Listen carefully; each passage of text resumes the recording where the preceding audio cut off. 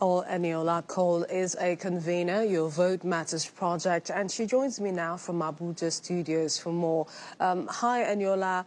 What's your take on the outcome of the just concluded governorship election results, which we've seen across the country, different dynamics to the different parts and the different results which we're seeing? Hi, good afternoon. Thank you so much for having me. It's been quite a ride from the presidential to the governorship elections. And we saw some improvements, first of all, as an elections observer group. We saw some improvements in the deployment of materials, non-sensitive as well as sensitive materials. We saw earlier opening of polls by INEC. But then again, there are some major areas that need improvement, and this translates even beyond our electoral law. The political will for democracy in Nigeria strongly needs to be addressed. The role that political parties play, strengthening of inter- and intra-party democracy also needs to strongly be addressed, because what we've seen play out most in the governorship election is that even when the elections administration and management works to an extent, the politicians are still there waiting to do or die politics. We saw a lot of voter suppression. We saw a lot of violence in different states. We saw that a lot of political contenders were not willing to accept the results if they were not the ones declared winner. And that is not the spirit of sportsmanship that they signed a peace accord for. So we call on every relevant stakeholder, development partners who work in the election space, to ensure that there is more strengthening done for inter- and intra-party democracy, to ensure that political contenders are being able to be are eligible to be brought to book, especially for signing things like peace accord treaties. There should be some level of enforcement. We're happy with the U.S. Statement saying that they're going to impose visa bans. It should go even beyond that.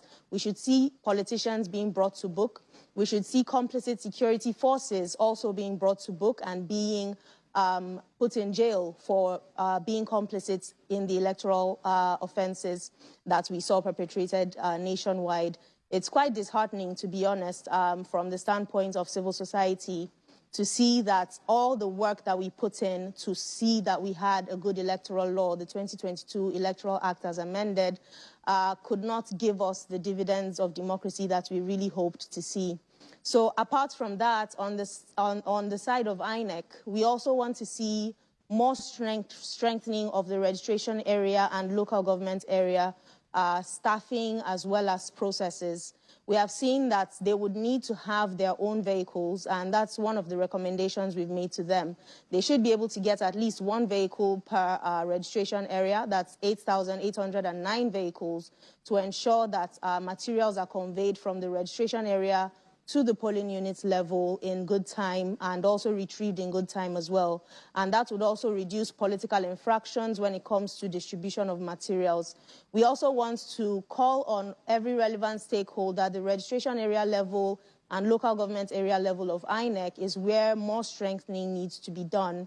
And when it comes to political party agents, not all political parties have their agents down to every polling unit level. So insisting that party agents must all sign the results may create more disenfranchisement for results that did go through the right process, but then they didn't have all the party agents. So every party that's also coming out for election should also be strengthened to be able to have their own agents down at every polling unit across the country, to ensure that their different interests are protected, to ensure credibility of the electoral process, and to also ensure reduced number of court cases that emanate out of the elections. Some people might say that might be very difficult, talking about the court cases now, because there are a flurry, quite a lot of them that we're seeing so far, and those who are intending. But briefly, this is to get your thoughts on some of the states that are wrapping up that collation exercise. We understand today, Abia and Enugu. What's your advice, and this is to ensuring that this process is done and peacefully concluded, to all the stakeholders? Briefly, please. Okay, so we're actually happy to see the improvements in the electoral process that allow for INEC to review from the BVAS and from the IREV, and also to review the locations where there was violence and overvoting. It's an interesting dynamic to the electoral process. And we call on every stakeholder in Abia State and in Enugu State, where election results would come out today, to challenge through the right process. They should challenge through the judiciary, go to the courts where they are aggrieved with the outcome of the results, and ensure that peace is maintained. There is no need for any more violence and any more loss of life. Whatever is declared, whoever comes out as the winner, they should encourage and they should support the process and challenge the right way through the courts, but say no to any more violence in the Southeast. Eniola Cole is the convener of Your Vote Matters Project. We appreciate your time. Thanks for joining us today. Thank you for having me.